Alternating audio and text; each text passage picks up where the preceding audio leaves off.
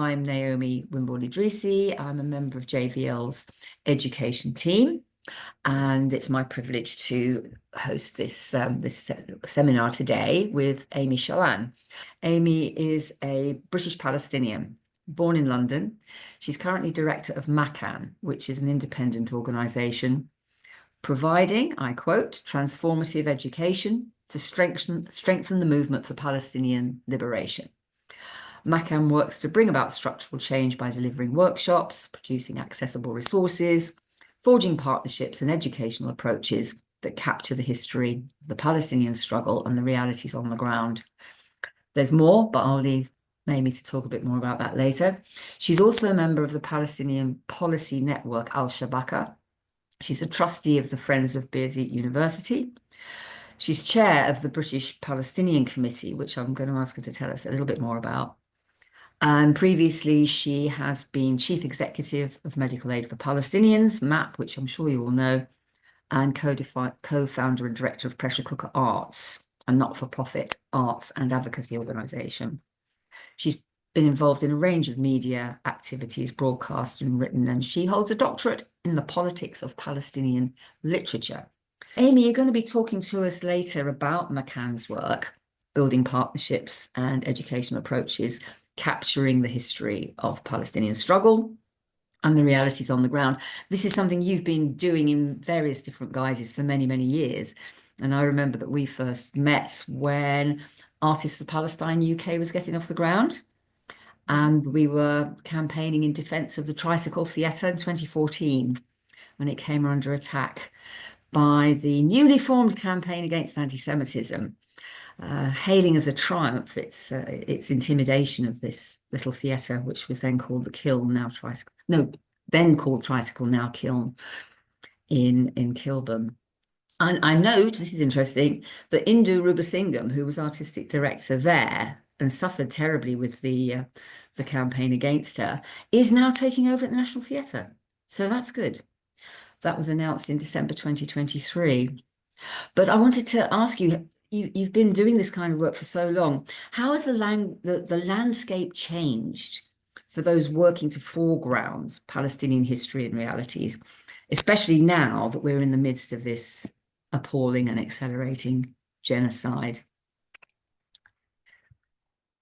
I mean, I think the landscape has got ever more hostile since we were working together on those projects. And you can see a real continuum in terms of the effort that has been put into closing down the space for Palestinian artists or allies to be platformed in cultural spaces. And, you know, it has been a very clear strategy because of people realize what the power of cultural work is in terms of really shifting the narrative and opening up discussion that otherwise hadn't been had. And I think not only in our cultural institutions, but in our educational institutions also, we've seen a very targeted campaign that has meant that coming into this moment of genocide, we are experiencing a very sharp and rapid and fearful environment where the leadership in a lot of cultural institutions is clearly very frightened, and people working in those institutions feel that very unhappy. Many of them have been coming to us at Makan wanting help in order to navigate their work environments, which they're finding exceptionally difficult in this moment, in order to stand up and take the stand that they feel that these institutions ought to be taking. Yes, it's a piece of work that's ongoing, isn't it? Every other week, there's something that we have to loop in and defend. Okay, now you're involved in a whole range of organisations, including Palestinian Policy Network Al-Shabaka and the British-Palestinian Committee. Now, these are Palestinian voices, which is different to being activist or solidarity groups like PSC or indeed Jewish Voice for Labour. And we all know that Zionist pro-Israel advocacy organisations are numerous and highly visible in the UK. And I wonder how optimistic you are about Palestinians getting their voices heard where it matters in British society. Well, I mean, the reason why a lot of the institutions and organizations that have sprung up over the last 10 years is simply because there hasn't really been a space, or that there has been a tendency for Palestinian people to speak on behalf of the Palestinians, Mm, rather than allowing Palestinians a platform themselves. So the British-Palestinian Committee was set up precisely for that purpose, in mm, terms of having a network of British Palestinians who could make their voices heard, lawyers, academics, journalists, policy analysts, cultural and arts professionals, really mm, ensuring that British Palestinian perspectives and knowledge are really integral to the public discourse and policy making. And that has, again, it's constant battle mm, to be heard and to get those a platform in those spaces. The reality is the powers that be would much rather hear from anybody else except a Palestinian. yeah. Um, and essentially also being very aware that certain oh, sorry, my my thumb's just coming up. My being very aware that for that certain Palestinian voices also, when they are platformed, tend to be those that are found to be more palatable. Mm, So, for instance, me having a very British accent and being a woman, there have been several occasions where I'm invited onto things, and it's very clear that other Palestinians are not welcome because of the way that they speak, because they don't have that kind of British education, that kind of a background, and that people maybe feel that I might be a softer speaker than other Palestinians. So there's a whole mm, range of ways in which the space for Palestinians is circumscribed in very particular ways. And I think anybody that's speaking on this issue needs to be very aware, that it's, what their position is. It's much better to hear from somebody in the front line in Palestine than me in certain occasions. And there are other mm. things that I can speak to here, but certain choices are being made on our behalf that we need to be aware of and push back against. Yes, I think we're all aware of that tendency to avoid articulate Palestinian voices, particularly those that are on the ground. I mean, look what happened to Issa Amro shortly after appearing in Louis Theroux's documentary. He finds himself being directly attacked by the army, citing the fact that he's dared to appear on the BBC as a reason. Anyway, sorry, I digress. Oh, two things. One is Anna has she been admitted, Daniel, under a new name? Yeah, Yeah, you can ask her okay. to give a full name if you want. Let's hope that Anna is all right. That's great. And the other thing is somebody's pointing out to me that I've probably terrified all of you by saying that we'll be going on till 8. It's actually 7:30. Okay, don't worry. So all of you with dinner engagements or whatever, please don't panic. Last question for Aimee before we give you the floor to talk specifically about Makan.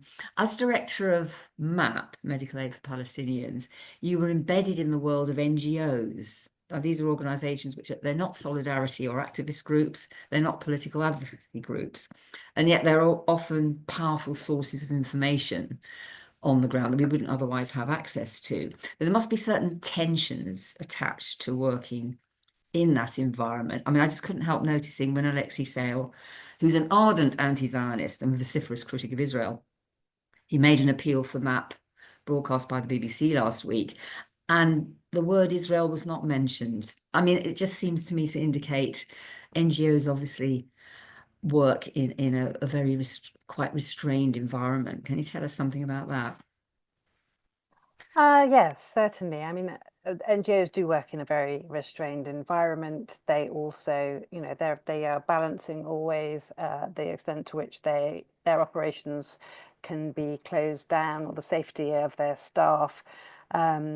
But there's also kind of another thing that can be at play, and it's very clear, it's been very clear for many, many years, the extent to which the NGO world has got to do much, much more to push for decisive action, to ensure that actually there is sort of full moral and legal responsibility is taken, and particularly when we look at what's happening now, we're seeing the deliberate starvation of the Palestinian population is really central to Israel's genocide against the Palestinian people. We've seen 90% of Gaza being razed to the ground. We've seen the targeting of hospitals, schools, universities, electricity, food storage, bakeries, water salination, cow and chicken farms. All of this has been happening very clearly. The intent is really clear. Over 840 statements have been gathered from Israeli politicians, statements that they have made, ministers and army security people, about the intent to destroy Gaza. And that was made very clear by the president of Israel on the 10th of October. It was made very clear by the prime minister. It was made very clear by the then Minister of Defense, Gallant, from the very beginning. And then over the past 19 months, we've seen what really can be described as the narcissistic outpouring of Israel's colonial enterprise. We've seen a kind of a level of frenzied cruelty that has been self-documented and live streamed by Israeli soldiers. We've seen them blowing up buildings to mark a birthday or a wedding anniversary. We've seen the reveling that's occurred in the destruction of personal items or stocks of food, the celebrating even of the rape of Palestinian prisoners, all on video. So when we can see all of that, and now we see Israel blocking humanitarian supplies and life-saving supplies since March, totally blocking it. And the Palestinian NGO network has declared Gaza to be in an advanced state of famine, while over 3,000 aid trucks and 116,000 metric tons of food are literally waiting to enter, ostensibly being solely blocked by Israel. So, you might ask, how on earth is that possible? So the fact that any mention of Israel's colonial violence is controversial, while the use of terms like genocide or ethnic cleansing or apartheid are really seen as being inflammatory, highlights the extent to which British organisations are also steeped in a colonial mentality, quite frankly, that's willing to accept that Palestinians are not yet sufficiently human. I mean, they are feeding into that dynamic. So for decades, Palestinians have not only been subjected to explicit colonial violence, but really to the scandal of the international community's charitable racism in many cases, that's really allowed for Israel's ongoing impunity and ensured a separation that makes Palestinians, that really keeps them in a place apart, that has made the kind of dehumanization that we're witnessing possible. Now, obviously, people working in the charity sector, that is not their intent, but there is a violence involved in sort of the violence of allowing ignorance to continue or playing into allowing people not to hear actually who is the perpetrator here. That there is a violence involved in that, and it has allowed us to get to where we are today. Very powerfully put, Aimee. Thank you. Explains why Alexei had to read a sanitized script, really, doesn't it? Yeah, I mean, this is the BBC. The BBC will have said, I'm absolutely sure the BBC would not have screened it if there had been mention of Israel in that broadcast. I'm pretty certain. We've seen the coverage, which consistently uses the passive voice.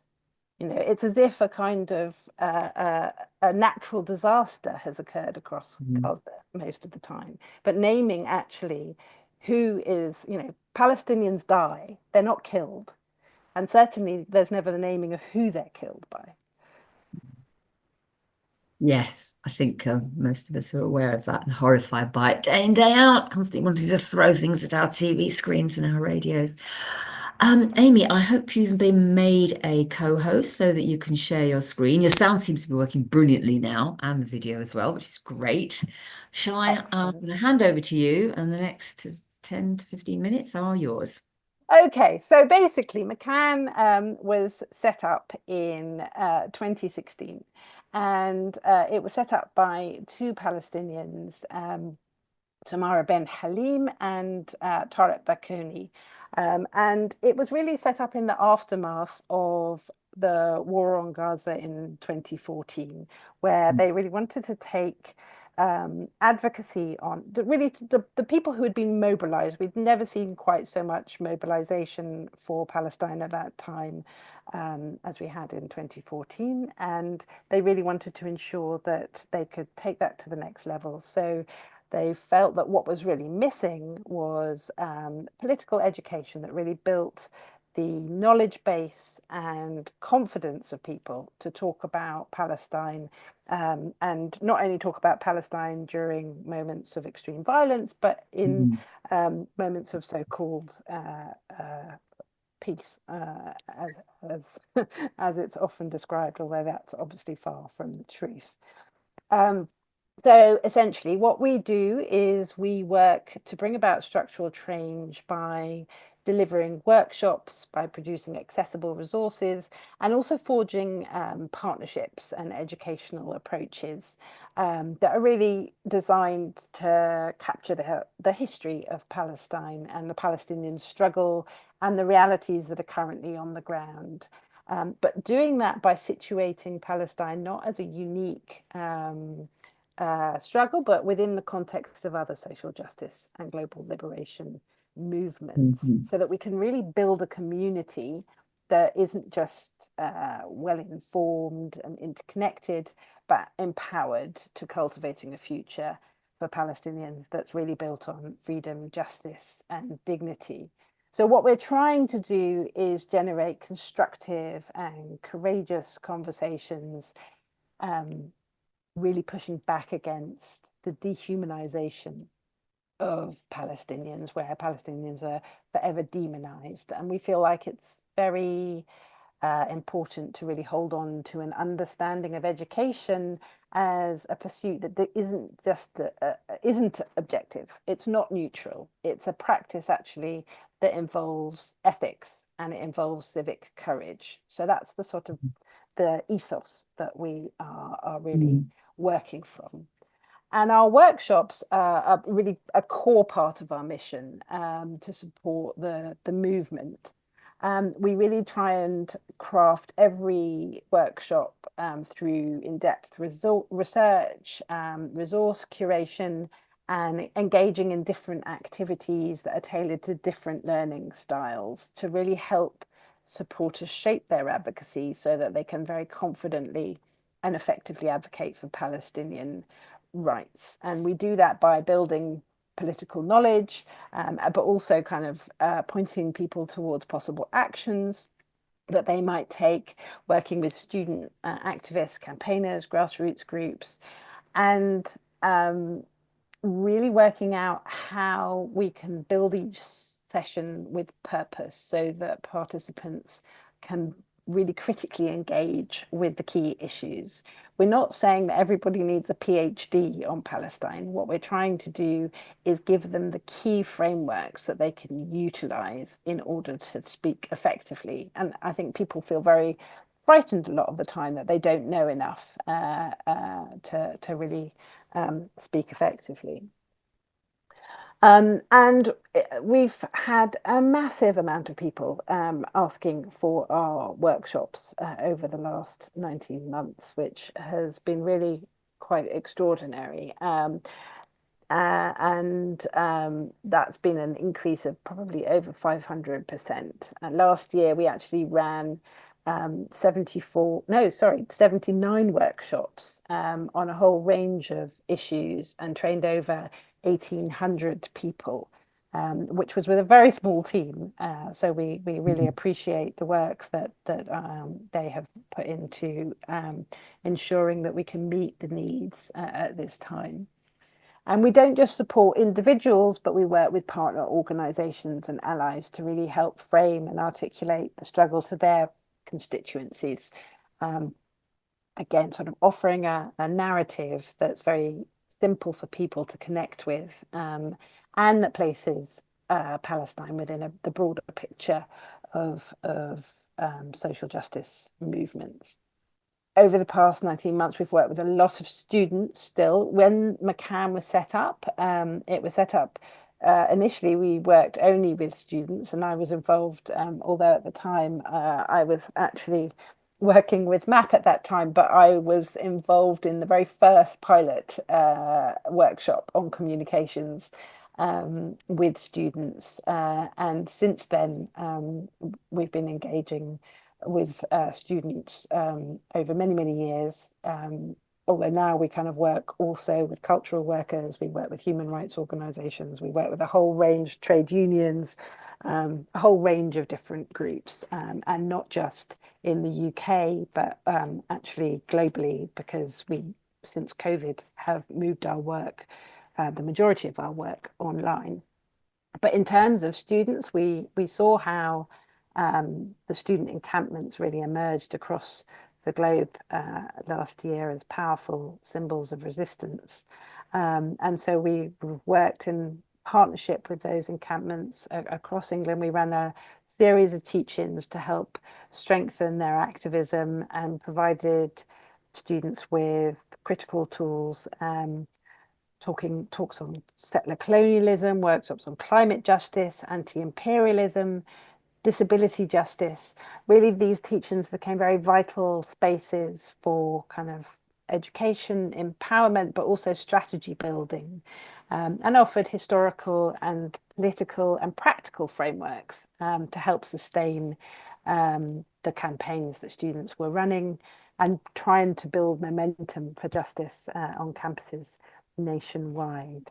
And I think it's extraordinary, the kind of work that students managed to maintain. It really felt like they were educating the educators, and have continued to do so. I know they're working very hard to continue with that.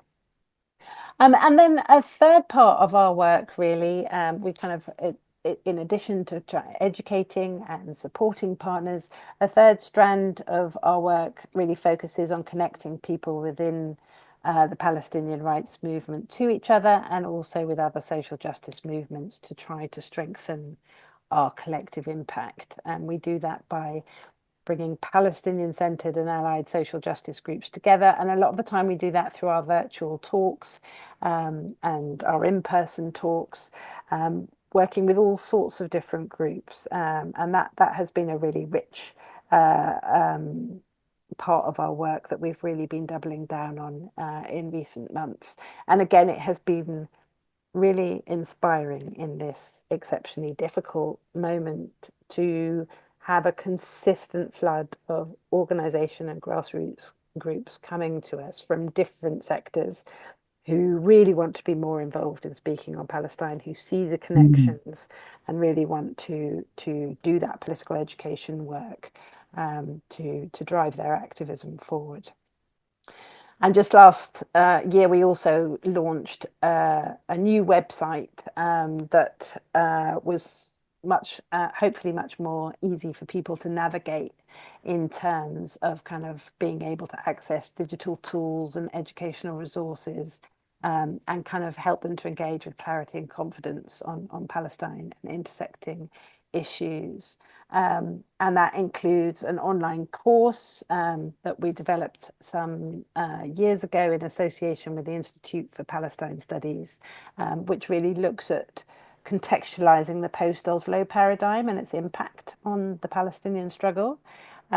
We're hoping that we can build a second module of that course that really situates Palestine more within an intersectional anti-colonial framework.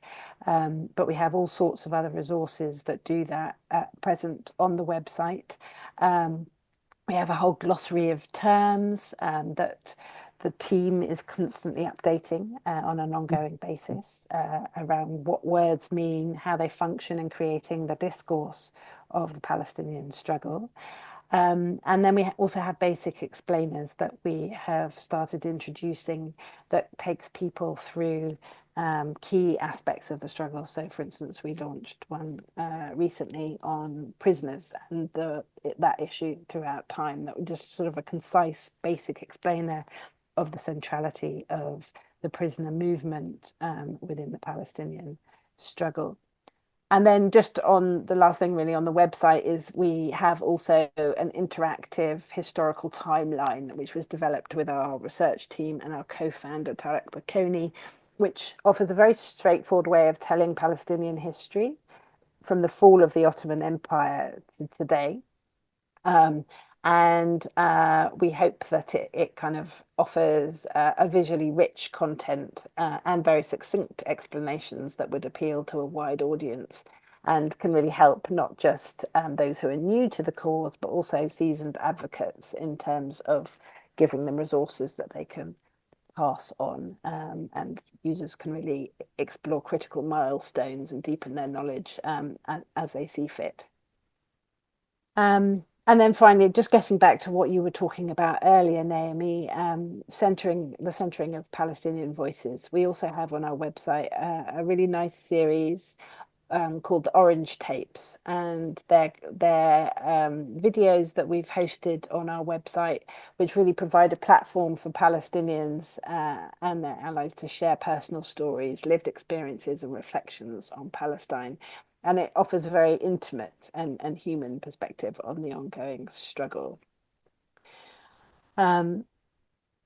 Which sort of brings up the question, I guess, of what it means in terms of, what does meaningful solidarity, really entail? And, how, for instance, can Jewish Voice for Labour members and supporters contribute to countering the Zionist narrative in education?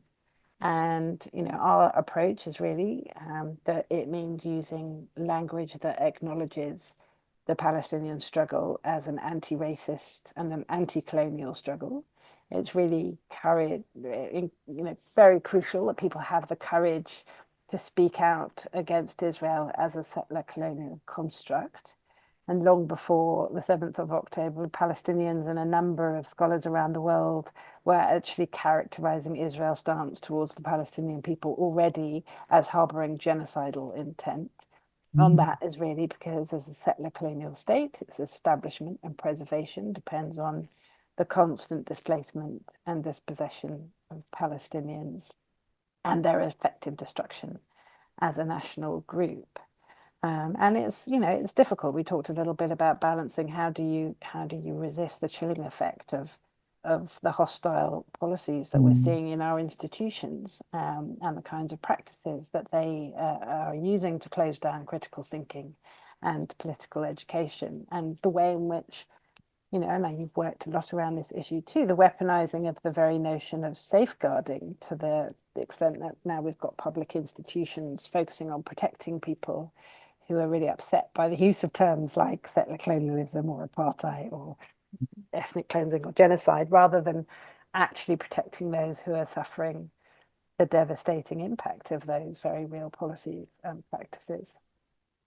So I think, essentially we all need to have, have the courage to properly spell out the structures of oppression, and that's the only way we're going to dismantle them. And so that's what we are really working towards.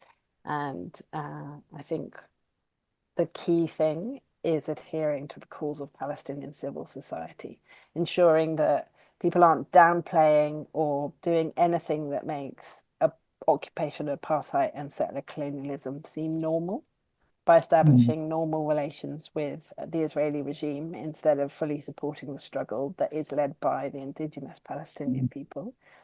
to end the very abnormal conditions and structures of oppression that they face.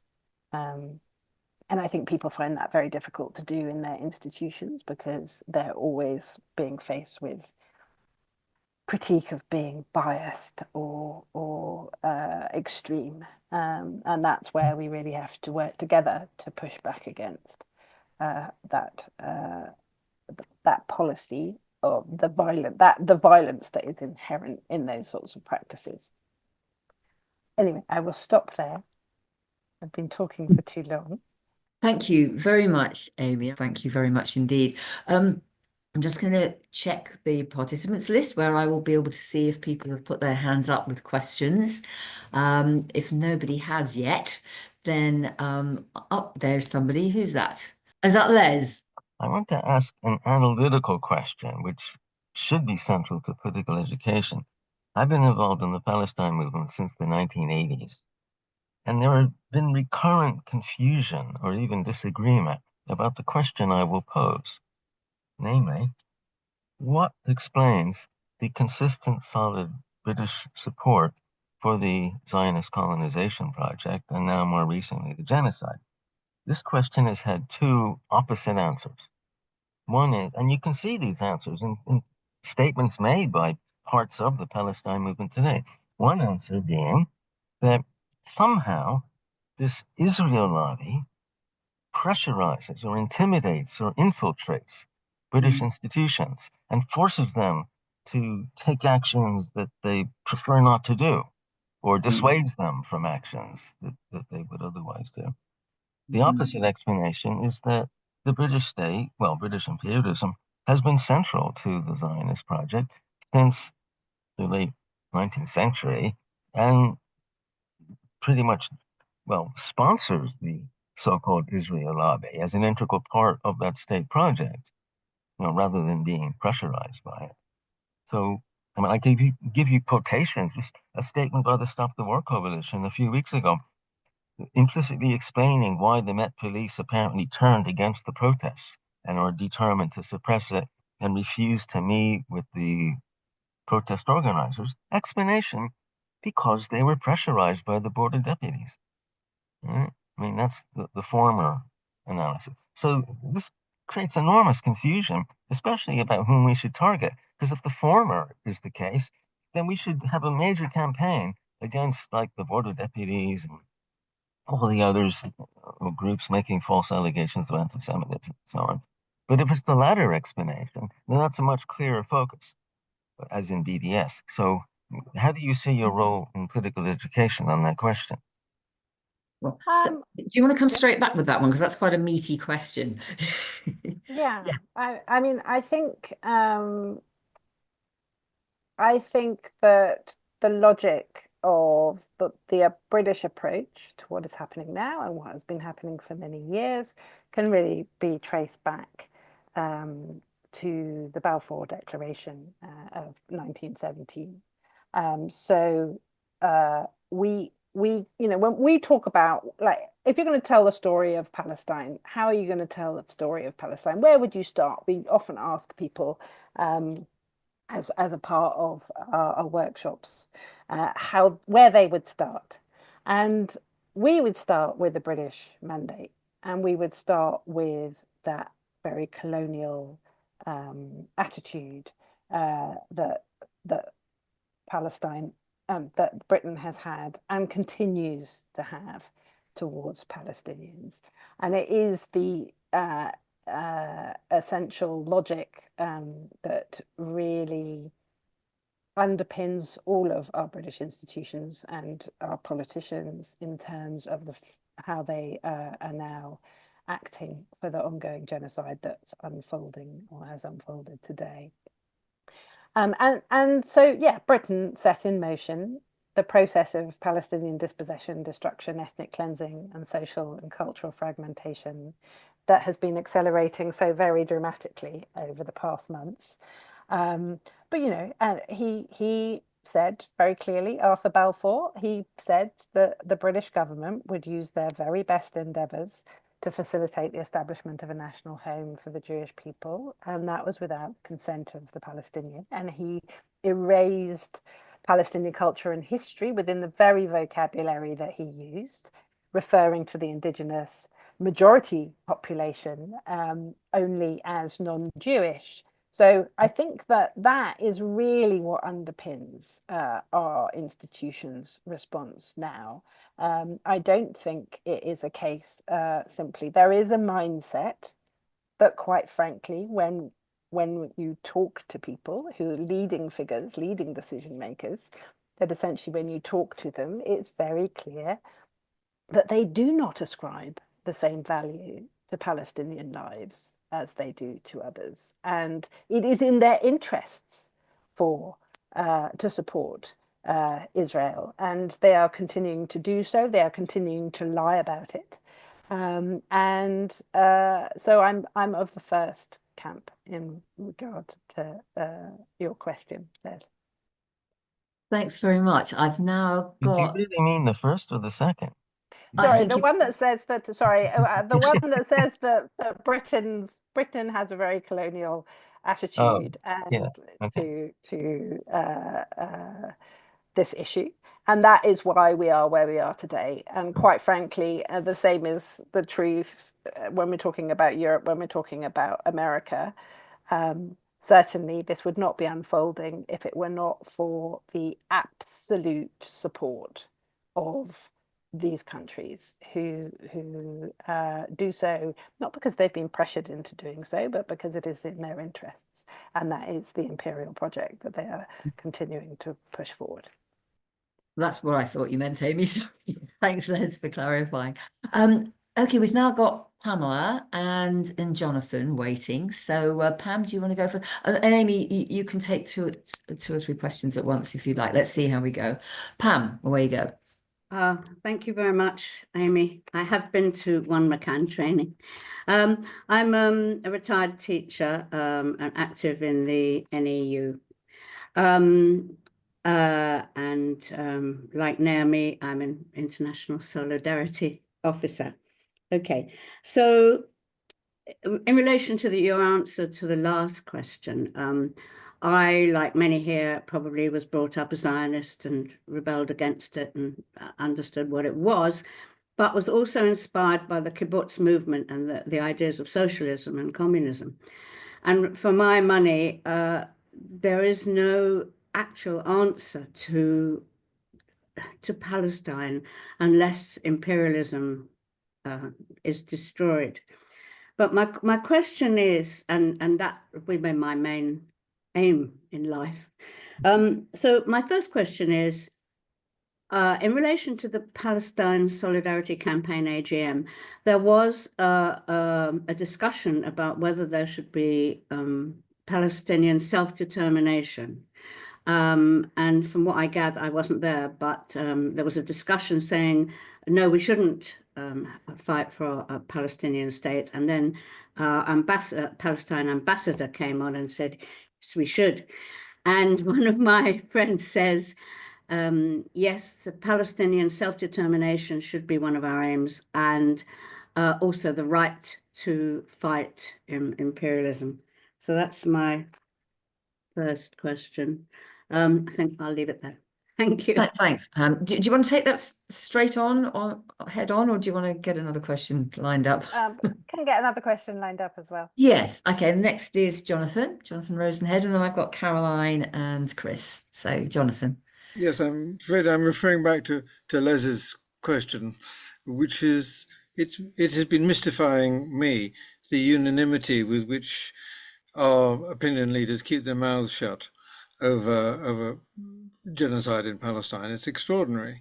I was thinking particularly of the university sector. You know, there's something like 150, 200 vice chancellors. They're not all members of the right clubs in Pall Mall or wherever clubs are these days, and yet they're all been willing in unanimity into a perfect chorus to keep their mouths shut or to fall in line with whatever the Minister of Education asks them to do. Without prejudice they do it, and I do not see that these people themselves are directly inheritors of a colonial tradition.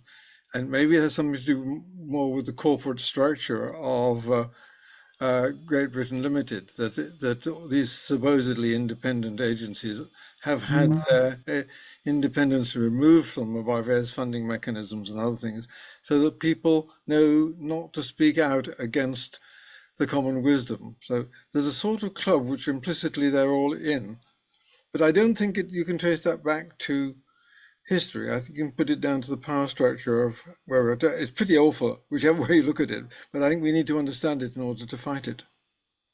There's a tricky one. Is that enough to give you something to get your teeth into? And we'll come back to Caroline and Chris in a minute. Go ahead, Aimee.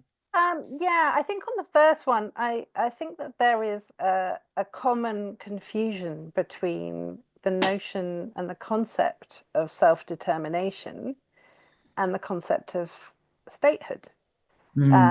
So I think that the issue of self-determination, which we all, as Palestinians, I think there are several things, there's all sorts of disagreement we have as Palestinians, but we can agree on a few core issues. We agree that this is a colonial expansionist enterprise, and we agree on the right to self-determination.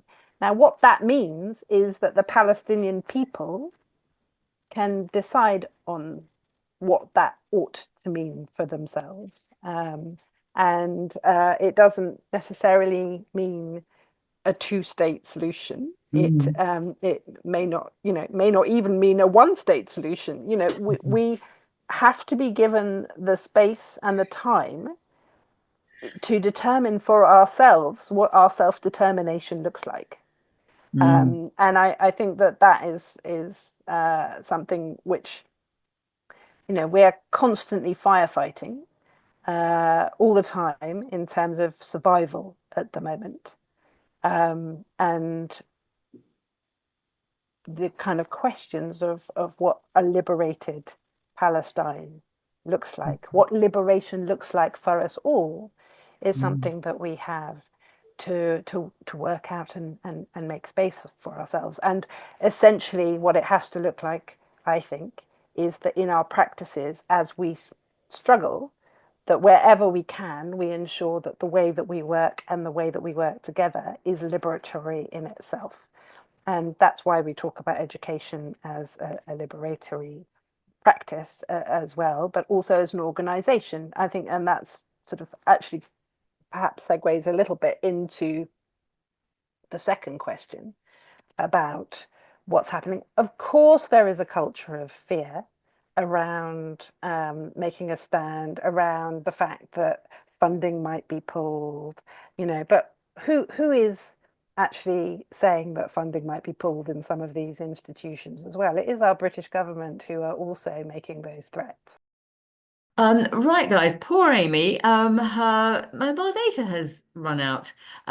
She was already, her entire Wi-Fi system has collapsed anyway, so she was using her phone and mobile data. So she's trying to re-establish that. What I suggest is that we have a conversation among ourselves. So I'll continue as if she were here and take a note of things that people raise, so that when she comes back, which hopefully will be soon, we'll be able to bring her back in. Is that all right? I mean, I can't see any other alternative, really. Yeah, go ahead. Thanks, Les. So if you're not speaking, please do mute. And the next person on my list is Caroline Salinger. Do go ahead, Caroline.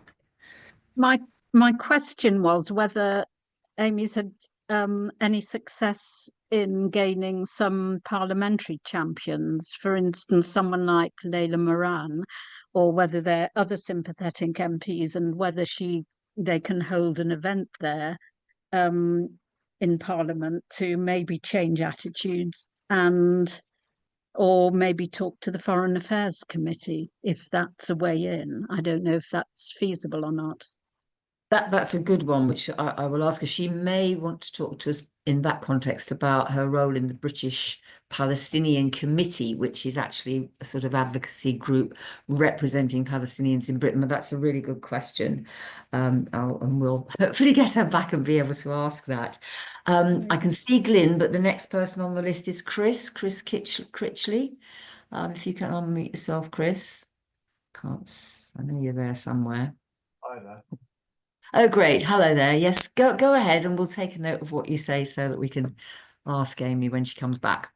Well, if I've got it correctly, it was really a modification to what Les's question was, which was then modified by Jonathan, which around about the time or before the Balfour Declaration, what we were looking at, I think, was the ruling class in Britain who, as well as being profoundly anti-Semitic, also displayed and I think we still do now, an absolute disdain for the indigenous populations of anywhere.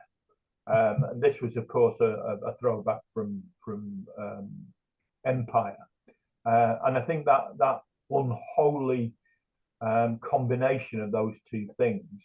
This is where it started out from, and I believe now that they are so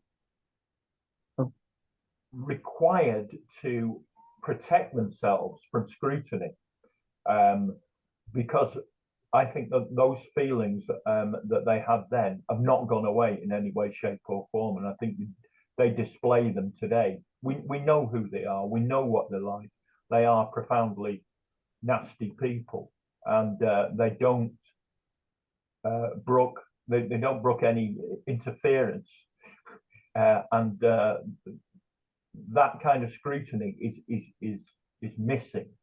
So I think we ought to push in any way we can. And of course, the people like the BBC avoids anybody with any kind of forensic approach to this who would really be wanting to speak directly to those people. They act as a kind of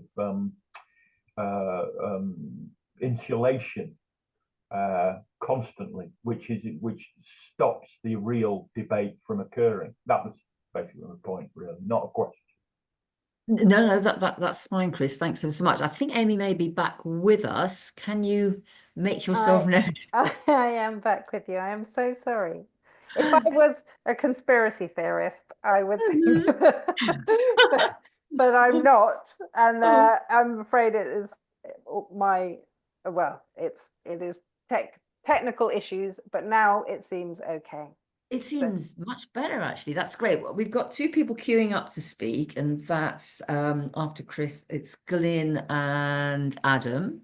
But while you were out, we had Caroline and Chris intervening, and Caroline wanted to ask you if there'd been any success in getting parliamentary support in any shape or form. I mean, any access to Home Affairs Select Committee, I mean, to any committee or meeting rooms or anything like that. So that's a very concrete question. And Chris just wanted to reinforce what people have been talking about, the idea introduced by Les and Jonathan, that we're looking at the ruling class going back to the time of Balfour, both being profoundly anti-Semitic and holding complete all indigenous populations in total disdain, and that is still the case, and they will go all out to prevent anybody aware of that getting a platform and contributing to the debate.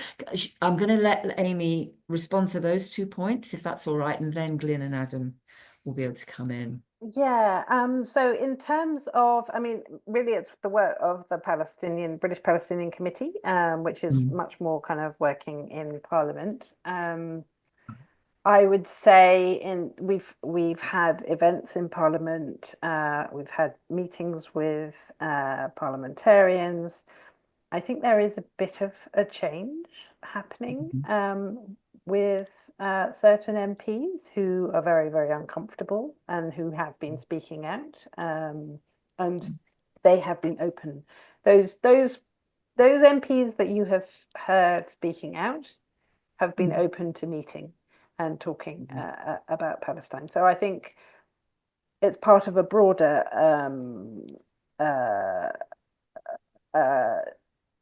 discontent with what is happening with the government and many policies, but it's as a raft of policies which I think people are very uncomfortable about and have been open to meeting.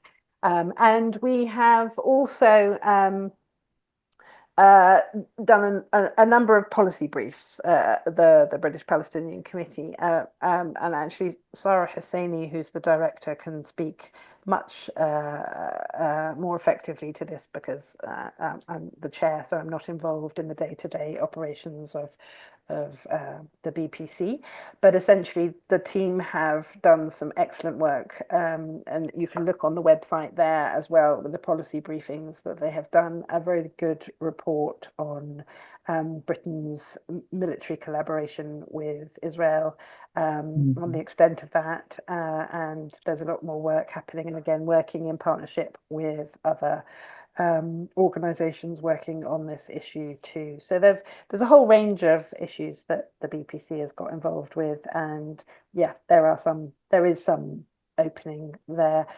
What, you know, in the run up to the general election, absolutely zero engagement. People were very frightened, and I think that perhaps there are some new MPs who don't know very much about the issue. Actually, they're very new to it, and they want to know more and are keen to understand more.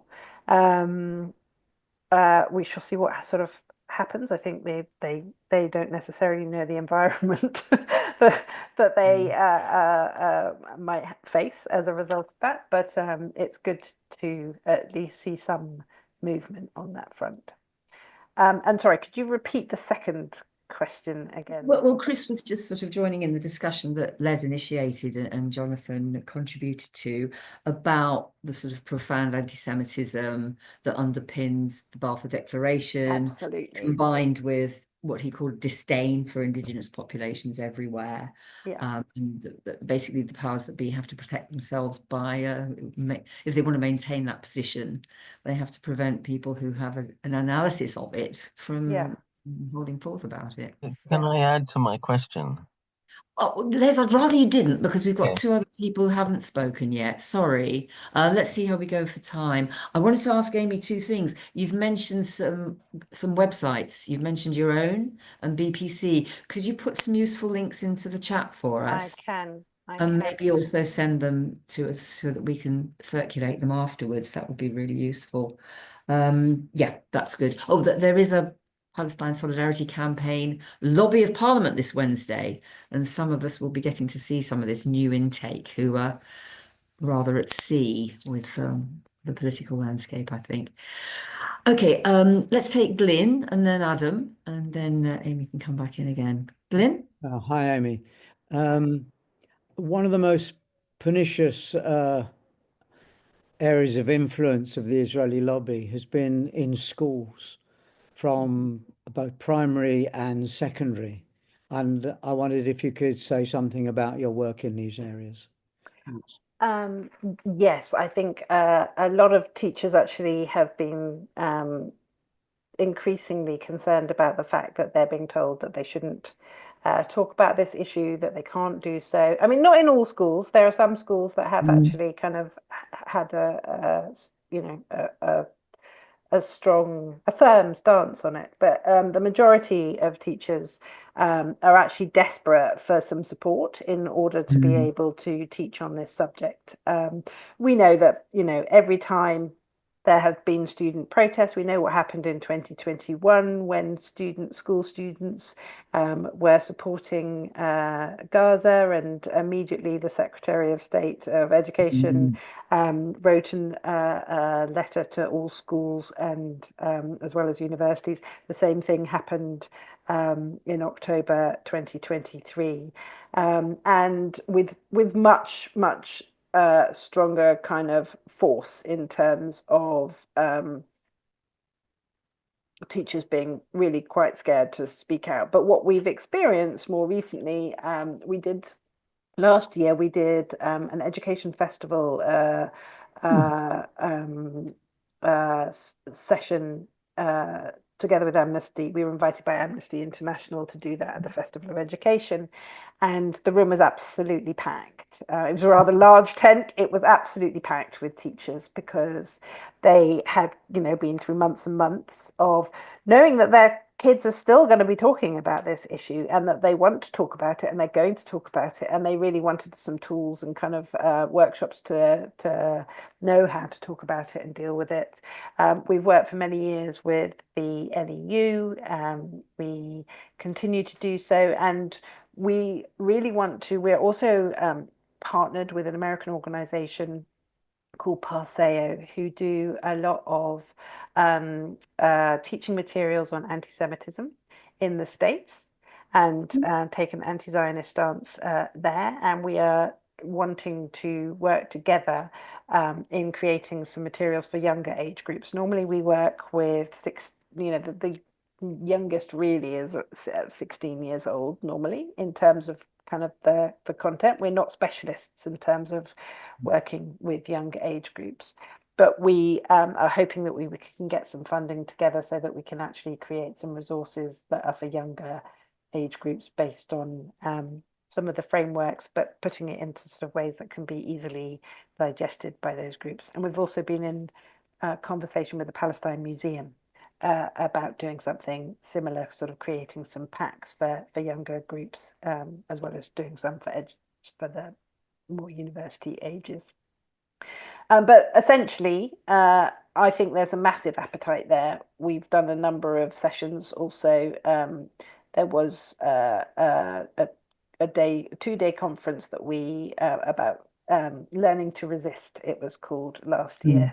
And again, it was absolutely packed in terms of the appetite of teachers to engage with this subject. So it is rich ground. And I think maybe people thought that the same thing would happen as happened back in 2021, that schools sort of thought, well, it will finish and then, we don't have to address it.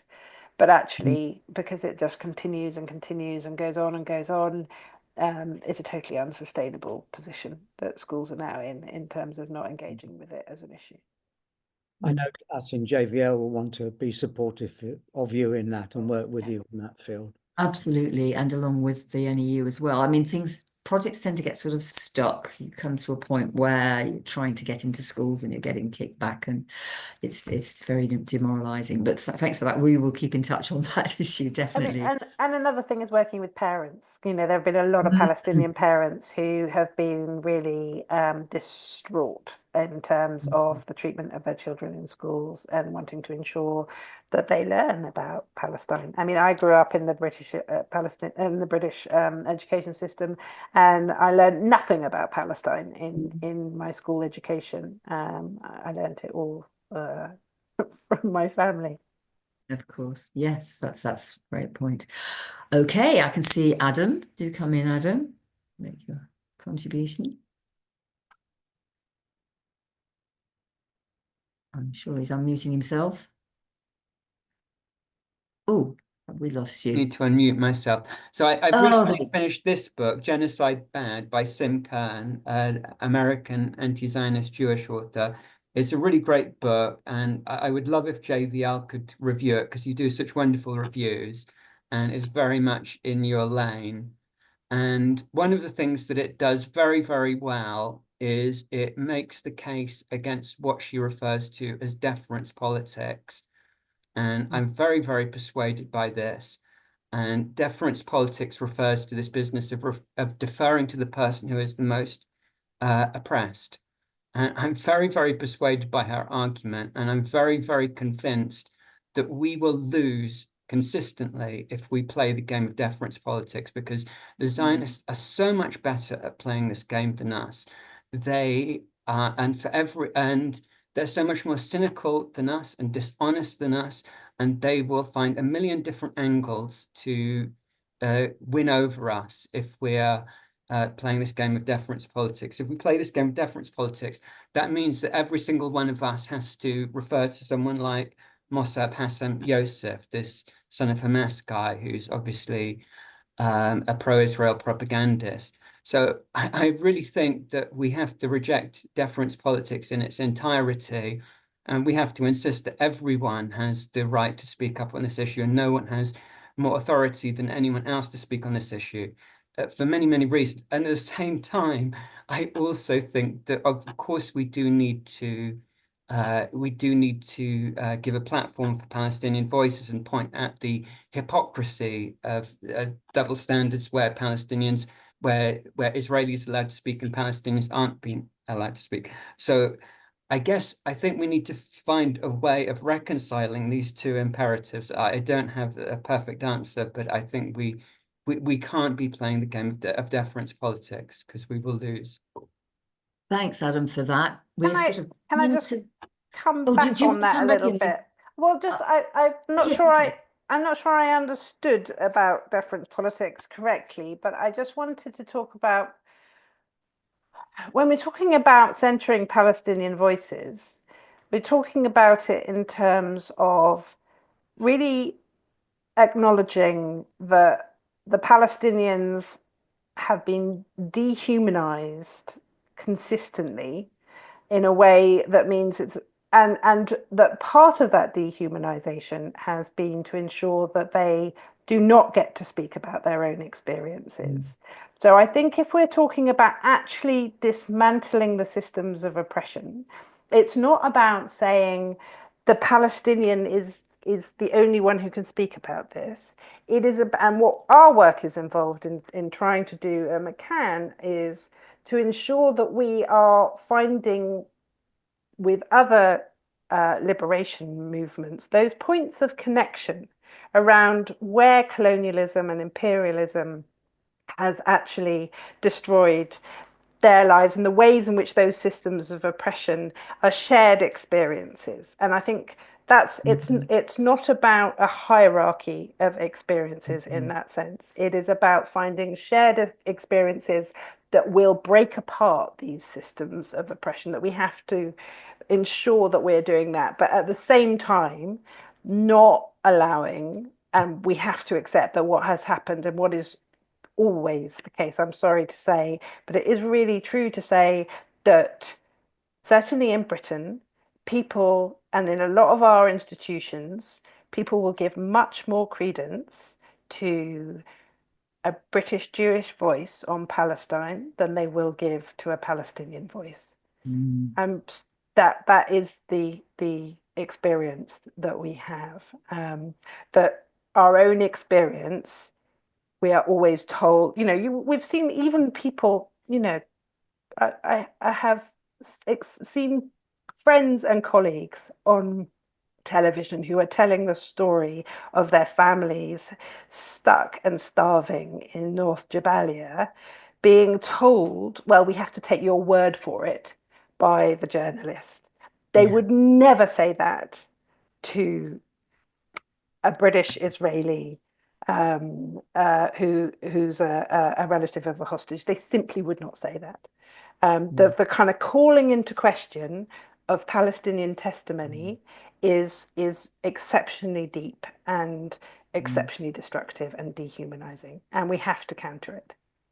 Absolutely. Thank you. Adam, if you want to pop that reference to the book in the chat, I'm sure people might be interested to have a look at it. We're coming towards the end. I've got two people who haven't spoken yet, so I will definitely take them. And then I think, sorry, Les, but I don't think you're going to get the chance to come back because Aimee needs a few minutes to wrap up at the end. So we have Agnes and then Kate. So Agnes, do you want to go first? Agnes Corey. You'll have to unmute yourself. Can you hear me? Yes. Okay, I've got a very easy and quick question. I'm mindful of the time, but before I do it, Aimee, trust me, if you're the wrong kind of Jew, wrong sort of Jew, you're not going to be believed any more than the Palestinian. And I am experiencing that now, full time. Okay. I didn't hear you very well all the way through because of the sound and my internet. So my question might have been answered, in which case I apologize. But I actually went to a demonstration Friday evening. Well, I went to two demonstrations Friday evening, but the second one was in front of the Foreign Office and David Lammy, and it was the Palestine Youth Movement. And my question is whether your organization has any work with them. And my comment is that they were astonishing. They gave me hope. They were so well organized and disciplined. And but anyway, sorry, I'm going to curtail my enthusiasm now. Yes, and we are equally enthusiastic about them. Yeah, that we often are on platforms together. We kind of organize stuff together. They do wonderful workshops and work with students. Obviously themselves. They're a great. I mean, they set up relatively recently in Britain, and they've made brilliant inroads into, they've really kind of established themselves in a really credible, excellent, active and meaningful way. So I couldn't agree more. I'm ashamed to say I missed who we were talking about there. Who was it? The Palestine Youth Movement, PYM. Oh, right. Yes, of course. Yes, marvelous. Great. Thank you very much. We have one final questioner, and that is Kate, whose name is Kate.Kent Refugee Help. So go for it, Kate. You have to unmute yourself. Great, she's done it. Yeah. Yep. Yeah. My name's Kate Adams. Okay. It's on that thing because I think I used that email to set up my Zoom. Don't worry. We will take your word for it that you're Kate Adams. Go for it. You know me, don't you? Yes. Yeah, I hope this isn't a frivolous question, but at Christmas time, JVL published an article about Palestinian artists in Gaza, I think, wanting to organize a biennale. And there were all these paintings, which are absolutely amazing. So I just told some people I know in Whitstable we wanted to kind of support it. But I mean, now things are so horrendous, I can't even imagine there's any possibility that's going to happen. But it was like they are actually a kind of witness to what was going on. And then I just heard on the news about a Palestinian woman who's got an exhibition in London, these huge monochrome paintings. Malak Medtar. Yeah, I wanted to see that. I think she managed to do a fine art course or something here. Anyway, do you want to talk about that? Right. And take the last few minutes to wrap up for us, Aimee. Thank you. Actually, I think that's a really good way to actually wrap up. Towards the end of last year, there was a really excellent conference that was run at SOAS over 2 days called Archiving Gaza. And it was focusing on all kinds of aspects of how we document everything that has been lost in Gaza, but also kind of the work that still is happening. And actually, Malak Medtar spoke at that conference. A number of artists did. And it's not frivolous at all. And I think Malak actually speaks really beautifully about the role of art during this genocide and the fact that, people have continued painting in Gaza using whatever materials they could possibly use, and have continued literally working as artists until their death, when they've been killed. There was one, she spoke very movingly about one artist who had just sent a photograph of her work, and then her house was destroyed. Malak's own sort of family, a lot of the work has been destroyed.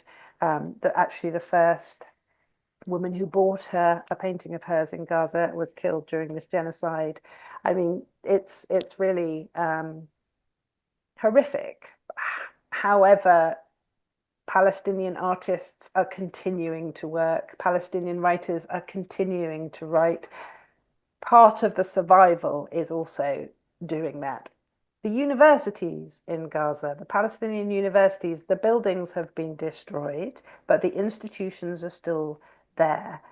Essentially, last summer, even though there's a joint committee of 3 universities who have kind of joined together to try and work out how to support their students. And thousands of students enrolled in the middle of this genocide, and they're teaching them from tents. They're teaching them, some of the lecturers are outside in Cairo, some of them are still doing it from inside Gaza. People are continuing to work, to exist in all their multiplicity and multifaceted whatever they can do that. And in this conference, there was also somebody who works to to preserve historical relics in Gaza. And even though everything has been destroyed, they're still trying, or so much has been destroyed, they're still trying to work out what they can do in that area and what might be salvageable. So this isn't frivolous. This is, it's really important that we support these aspects, because why have cultural institutions been destroyed? Why have educational institutions been destroyed? Because of their power. So engaging with everybody that you can with Palestinian artists, and do go to Malek's exhibition, which I think is on next week. I was involved at the South Bank with an event with her earlier this week, and she's a wonderful artist, a wonderful speaker, and a wonderful person. And there are many Palestinian artists that we should be supporting, in as much as we possibly can. And there were even, paintings on people's tents. It's quite extraordinary, but Palestinians are not going to give in. And even though everything is being done and to destroy Palestinians in Gaza, and none of us are doing enough, we haven't done enough. And it is a great shame on us all that we haven't brought this genocide to an end. So we just have to step up in all aspects, in our workplaces, in every way that we possibly can, to put pressure wherever we can to bring this horrific genocide to an end. Could I just ask, can we send money or something? Sorry. Can we send money to help? Or somebody's offering financial donations in? Tell you what, always welcome. I don't know where to send it. Let's share a number of links. You've put a couple in the chat, but they get lost. Let's share. Somebody sent me something there which I need to open up, and we'll send to you about. Do you mean in terms of supporting? So there's also I will find the committee of universities. Great. Ooh, I think we've lost you all now. Yes, that'd be great. And send, if people want to share links, send them to us, to JVL Education Group, and we will be following up with an email once we've got the video ready to go out, and we can share links. Yeah. And I'm sure offers of help will be much appreciated. And it's very easy also to donate to Makan and to the British-Palestinian Committee, should you wish to do so. That's fantastic. On the websites. On the website. Look, I'm absolutely delighted that we had nearly 40 people here to listen to you, Aimee. And you managed your logistical difficulties with great aplomb and grace. So thank you very much for that. And I think lots of people have learned a lot today. I certainly have. And we look forward to collaboration, because the work, as Glyn said, the work that we're trying to do, in contact with the NEU, in contact with yourselves, we really need to step up, because school kids are being given a very raw, particularly school children being given a very raw deal, and teachers and parents, as you said. We are spot on 1930. I have amazed myself. I mean, given all the problems that we had.